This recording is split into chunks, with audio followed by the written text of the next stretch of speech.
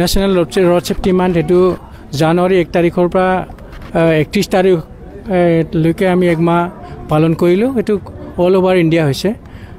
অসমৰ গোটেই জিলাৰ লগতে আমাৰ কোকৰাঝাৰ জিলাটো আমি এইটো ছাকচেছফুলি বুলি ক'ব পাৰোঁ, কাৰণ আমি বহুখিনি কাৰ্যসূচী হাতত লৈছোঁ। কিন্তু তাৰ মাজতে বহুখিনি কাম কৰিব লগা থাকি গ'ল, সেইটো আমি জানো। কিন্তু সেই হিচাপে আমি এইখিনি কামো আমি এৰি নিদিম, সেইটো আমি কমপ্লিট কৰিম। তাৰ যেনেকুৱা আমাৰ চৰকাৰীভাৱে নিৰ্দেশনা আছে, এই গোটেইখিনি নিৰ্দেশনা আমি কমপ্লায়েঞ্চ কৰিছোঁ।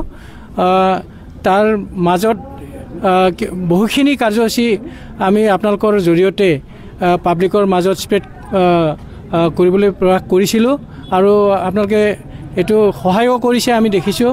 গতিকে ইয়াৰ কাৰণে মিডিয়া যিটো কোষ, সেইটো খুব আন্তৰিকভাৱে আমাৰ জিলা পৰিবহণ বিভাগৰ ফালৰ পৰা ধন্যবাদ আগবঢ়াইছোঁ।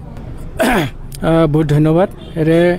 এই ৰিক্সাক লৈ আমাৰ জিলা পৰিবহণ বিভাগ আৰু জিলা প্ৰশাসন খুবেই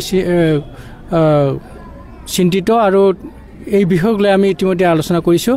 আপুনি যিটো কথা কৈছে যে ট্ৰাফিক জাম বা তেনেকুৱা ক্ষেত্ৰত এই ৰিক্সাৰ যিটো আজিৰ তাৰিখৰ যিটো পৰিৱেশ, সেই পৰিৱেশটো আমি খুব কম দিনৰ ভিতৰত আমি এইটো চলিউশ্যন এটা ওলাবলৈ সক্ষম হ'ম বুলি মোৰ এটা আশা। ইতিমধ্যে আমি ব্লু প্ৰিণ্ট কৰিছোঁ। মই আপোনালোকক জনাবলৈ পাই সুখী হৈছোঁ যে এই ৰিক্সা কণ্ট্ৰলৰ কাৰণে আমাৰ জিলা প্ৰশাসনৰ নিৰ্দেশনা আৰু আমাৰ জিলা পৰিবহণ বিভাগ আৰু পুলিচ প্ৰশাসন আৰু টাউন কমিটি আমি যৌথভাৱে এটা প্লেনিং এটা কৰি উলিয়াইছোঁ। সেইটো আমি কাৰ্যকৰী কৰিম, আৰু সেই ক্ষেত্ৰত আমাৰ এই ৰিক্সা মালিক আৰু চালক বন্ধুসকল লগতে আপোনালোক চবেই যাতে কোঅপাৰেশ্যন কৰে, সেইটো মই আশা ৰাখিছোঁ। চাওক, আমি ই ৰিক্সাৰ কাগজ পাতিৰ ক্ষেত্ৰত খুবেই স্পষ্ট। গাঁৱতে চলক বা টাউনতে চলক, কাগজটো আপডেট থাকিবই লাগে, এইটো সঁচা কথা। আৰু এই বিষয়ে আমি ই ৰিক্সাৰ যিমানবিলাক ইউনিয়ন আছে তেওঁলোকক মাতি পেলাই ইয়াতে কেইবাবাৰো আমি আলোচনা কৰিছোঁ, আৰু সেই হিচাপে তেওঁলোকক আমি অফিচিয়েল এটা নিৰ্দেশনাও দিছোঁ। এতিয়া তেওঁলোকে পালন কিমান কৰিছে, আপোনালোকে কোৱা নিচিনা যদি এনেকুৱা পালন কৰাত ক'ৰবাত কম থাকি গৈছে, আমি নিশ্চিতভাৱে আমাৰ বিভাগৰ ফালৰ পৰা একশ্যন লোৱা হ'ব। আৰু এনেকৈ কথা নাই যে ই ৰিক্সা টাউনত চলিব পাৰে বা গাঁৱত নোৱাৰে, বা গাঁৱত পাৰে বা টাউনত নোৱাৰে। একচুৱেলি এই ৰিক্সাবিলাকে মানে চলাৰ কাৰণে এনেকুৱা পাৰ্মিট নাই।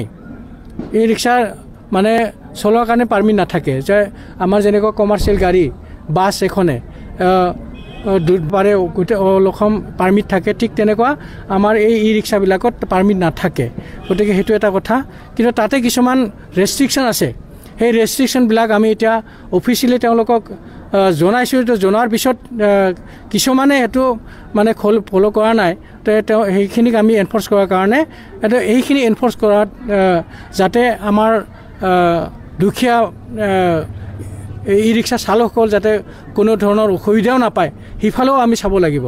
গতিকে আমি দুয়োফালে মিলাই পেলাই এই এটা চলিউশ্যন বিচাৰি উলিয়াম।